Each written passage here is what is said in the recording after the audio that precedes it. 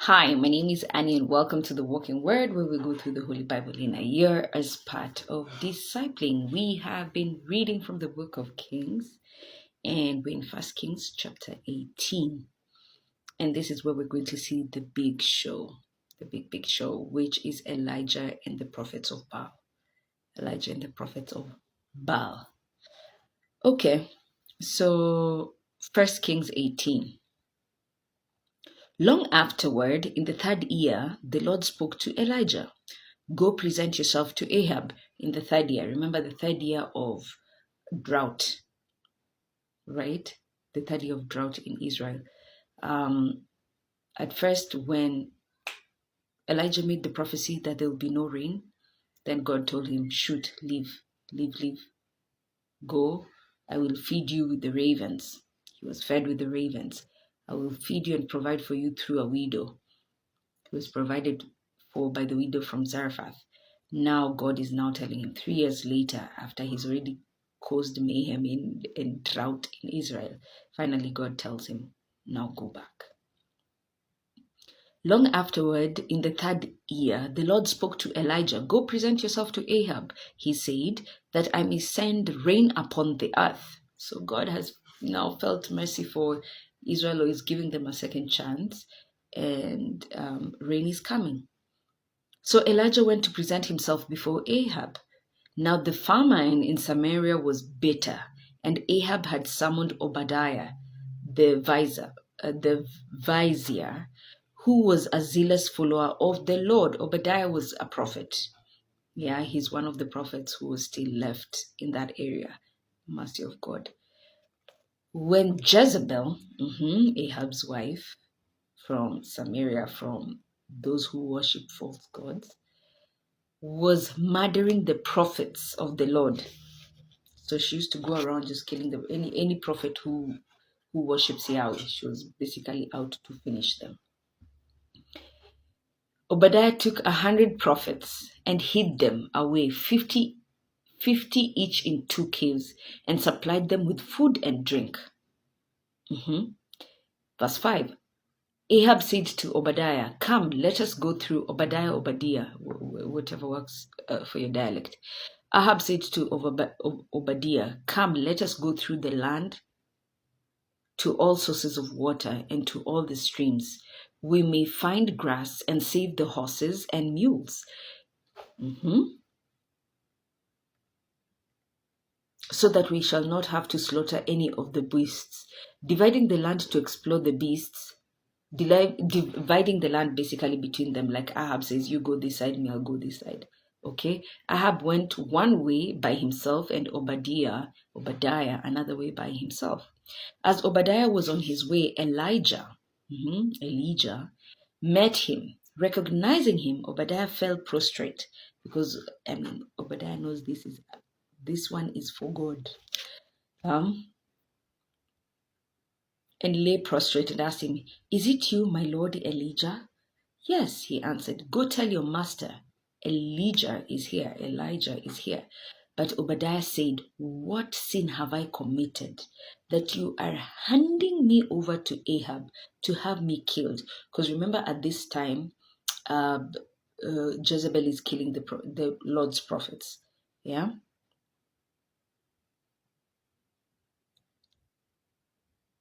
What have I done to have me killed? As the Lord your God lives, there is no nation or kingdom where my master has not sent in search of you. When they replied, he is not there, he made each kingdom and nation swear by that they could not find you. And now you say, go tell your master Elijah is here? After I leave you, the Spirit of the Lord will carry you to some place I do not know. And when I go to inform Ahab and he does not find you, he will kill me. Now you know you're protected by God. You're sending me there to tell my master. What? Then you know he'll just kill me. If I go tell him you're here, then you're not here. My goodness, I'm done. I'm done for.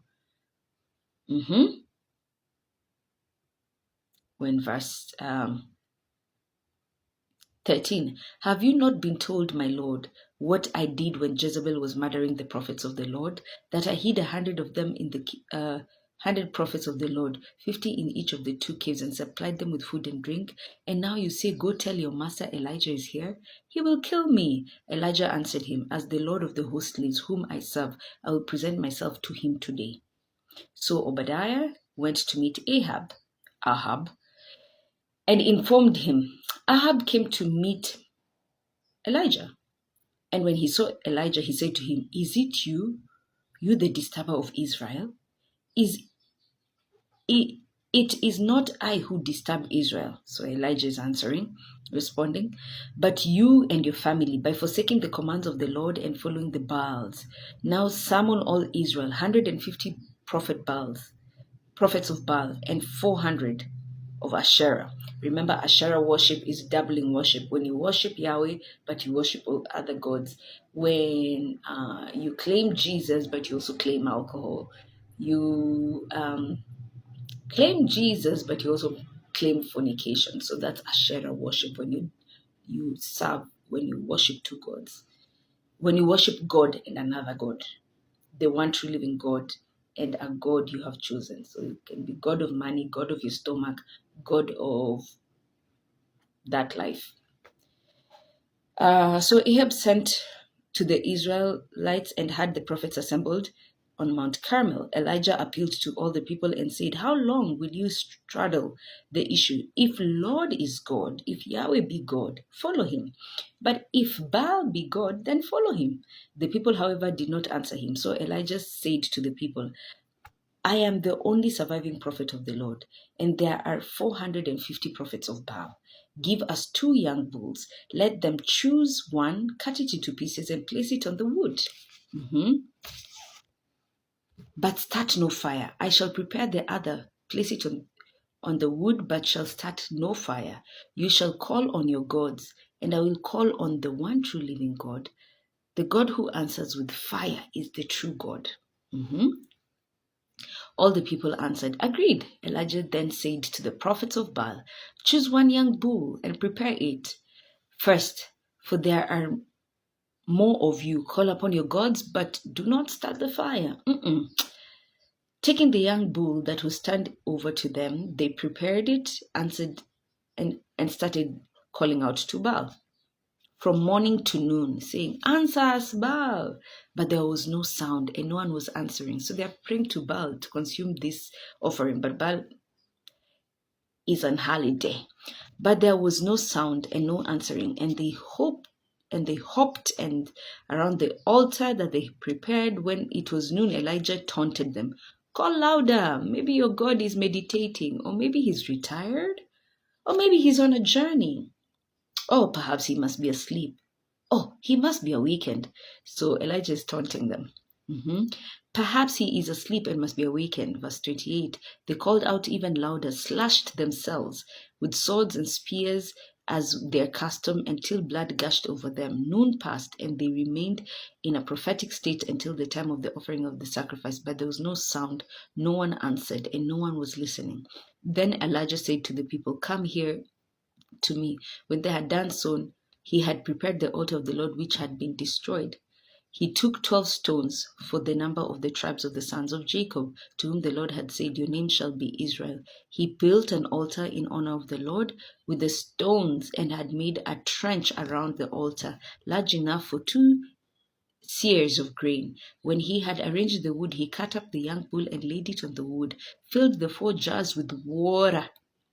So he drenched this holocaust. Do it again, he said. Add more water. Do it the 3rd time. Add more water. The water overflowed over the altar. The trench was filled with the water. At that time, the offering the sacrifice, prophet Elijah came forward and said, Lord, God of Abraham, Isaac, and Jacob, let it be known this day that you are God in Israel, and that I am your servant, and that I've done all the things you have commanded. Answer me, Lord. Answer me, that these people may know that you, Lord, are God, and that you have brought them back to their senses. The Lord's fire came down and consumed the wet holocaust.